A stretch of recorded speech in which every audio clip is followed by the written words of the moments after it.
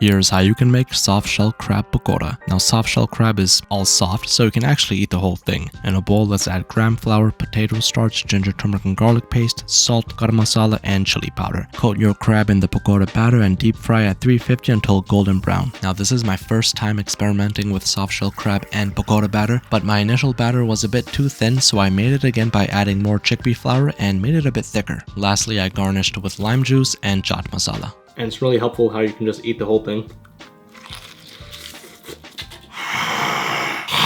Okay, now this might just be one of my favorite ways to eat soft shell crab. Other than air frying, which is nice, it gets super crispy when you air fry it, but pakora batter gives it that nice spice. I think this is better. Okay, wait, let me try the first batter.